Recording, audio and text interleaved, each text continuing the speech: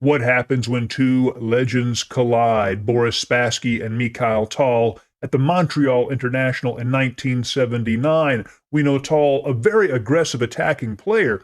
Spassky was sort of a universal all-around player, and historically Tal had a fairly difficult time with Spassky. But as time went on, Tal began to do fairly well against him, and this is a very interesting game. Spassky with white, Tal with black. Will Mikhail Tal get one of his classic attacking games here? Let's jump right in and find out. Spassky begins with d4. Tal plays knight to f6, c4, and e6. This is a move that can go a lot of different ways. If white plays knight to c3, then you have the Nimzo-Indian defense, for example.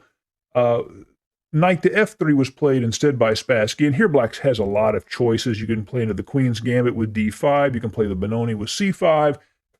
Tal plays b6, or the Queen's Indian defense. And the idea here, just as in the Nimzo-Indian, is black wants to establish control over the e4 square. So he fine kiddos on the queen's side so the bishop can establish some influence on e4. e3 from Spassky, sort of a simple system, not too aggressive. Bishop to b7, playing to control that critical e4 square. Bishop to d3, white wants his share of that square. d5. So at first glance, it looks like Tal is blocking in the bishop at b7, and he is, but this bishop can be opened up later if Tal takes on c4 with the d-pawn, and even if he doesn't, this bishop still has a lot of latent power along this light square diagonal that white has to always be worried about.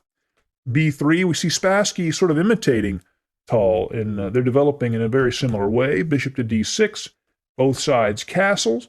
Bishop to b2, knight b to d7, and knight b to d2. So the positions are identical, with the only difference being that white has played c2, c4, and black has not yet committed his c-pawn. Here Tal plays queen to e7. One of the ideas behind this move is, in order for black to get his fair share of the center, at some point he will either need to play c5 or e5. And with the queen on e7, it supports both of those pawn pushes. He may be able to take on c4 and then push e5, for example, and the queen would support that move. Rook to c1 from Spassky, preparing perhaps for this c-file to open up. Rook a to d8, just centralizing his rook, temporarily placing it opposite the queen. I know that file is very congested at the moment, but it can still open up and cause some trouble for white later. But queen to c2 is played by Spassky. Again, building up on the c-file, but also establishing firm control over e4. So if Tal wanted to, say, play, knight e4, f5, and attack on the king side, this move makes that idea much more difficult. So Tal plays c5. So the pawn structure is symmetrical, as we can see. Both sides have this same type of structure. But there's a great deal of tension here in the center. A lot of potential pawn exchanges can take place and a lot of dynamic possibilities. But Spassky is the first to establish the structure. He plays cd5. Tal responds by taking with the pawn. And then Spassky takes on c5, and Tal responds by taking with the b-pawn. So what we have here, these pawns at c5 and d5, are known as the hanging pawns. They're a similar, or sort of a brother-sister relationship, I guess you could say, with the isolated queen's pawn. Basically, what white wants to do is fix these pawns in place, attack them, and maybe get one of them to advance and weaken the opposite square. So if he plays b4 at some point and this pawn advances, it would weaken the dark squares. If b pawn is played and this pawn advances, it weakens c4. Basically, white wants to fix these pawns and treat them as a target. But it's not all bad for black. The truth is, he controls a lot of central space with these four pawns. And at some point, he could even advance the pawns for an attack. We even saw a game on this channel at one point where Fischer used these hanging pawns and played c4 and used his c-pawn as an attacking weapon on the queen's side. And here, Spassky tempts Tal. He plays queen to c3. Now, this move is directed against the move knight to e4, because if he plays knight to e4, Spassky would just take on g7, and it would be checkmate. But the queen is in a bit of a precarious spot. on c3.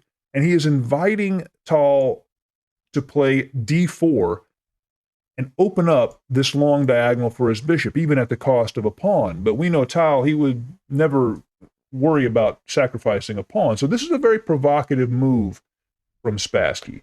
Rook f to e8. Tal continues to centralize his pieces. Rook f to d1. Spassky says, I'm not worried about my queen. And Tal says, okay.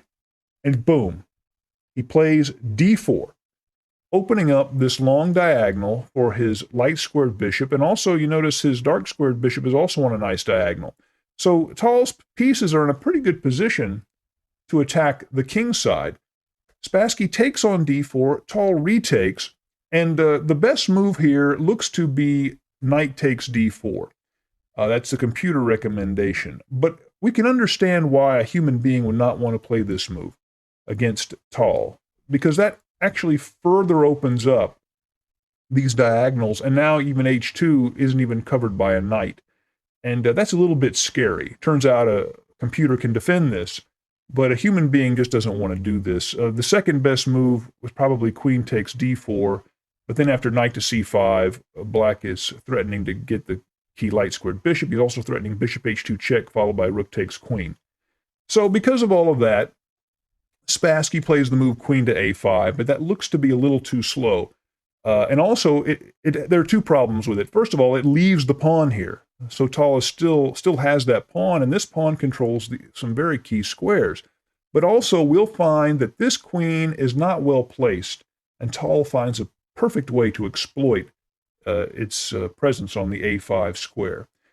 First, he plays knight to e5, threatening or offering the exchange of knights and also hitting this bishop at d3.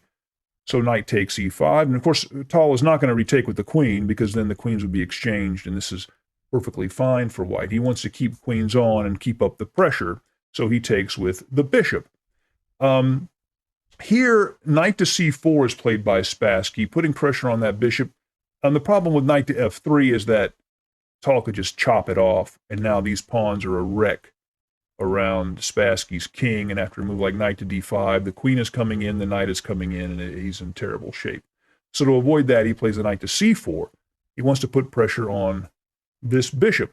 And it turns out bishop takes h2 check actually would have worked here, but the move that Tal plays is it's a much more natural move and very powerful still. He plays the move rook to d5. What he is doing, of course, he's hitting this queen at a5, so he gains a tempo, but he's also playing a rook lift, preparing for that rook to shift over to the king side and attack white's king. This rook lift is going to be quite powerful. Queen to d2 from Spassky, and now, boom, bishop takes h2 check. A move like, say, king to f1 does not really work. The rook can just go to h5, and Tal is threatening bishop f4, hitting the queen, followed by rook to h1, which would be mate. So, for example, if rook to e1, he could just play bishop to f4, attacking the queen and threatening mate. And even if rook takes queen, he can just retake with the rook, because the threats are too great. If queen takes bishop, rook to h1 is checkmate, because you see this this rook controls the file, so the king can't move over there. And if instead, say, king to g1, then just bishop takes d2, and he's up material and has a better position. The knight's threatening to come into f4, where it will attack g2 along with this bishop. And so basically, Spassky has to take that bishop at h2, the offered piece. King takes h2 check, but now because of the rook lift, he doesn't play knight to g4, but he plays, boom, rook to h5 check, king to g1, and knight to g4. And believe it or not, in this position, Spassky resigned because of the threat of rook to h1 check is so great. The idea is rook to h1 check, king takes, then queen to h4, and it's an eventual mate. So, for example, let's just do a null move here. Let's rook to h1 check, king takes, queen to h4 check, and mate. The only realistic defensive idea for white here would be to play queen to f4, because that queen covers the h2 square and would stop the mate, because black would not have the check there. But in that case, black just plays queen to h4 directly. And now there will be nothing that Spassky could do to prevent checkmate. So the game, really a brilliant attacking game for Mikhail Tal against a world-class opponent who tempted him a little bit too much. And Tal used those hanging pawns as an attacking unit and really destroyed the great Spassky's king. I hope you've enjoyed the game. See you again soon at Chess Talk. Goodbye.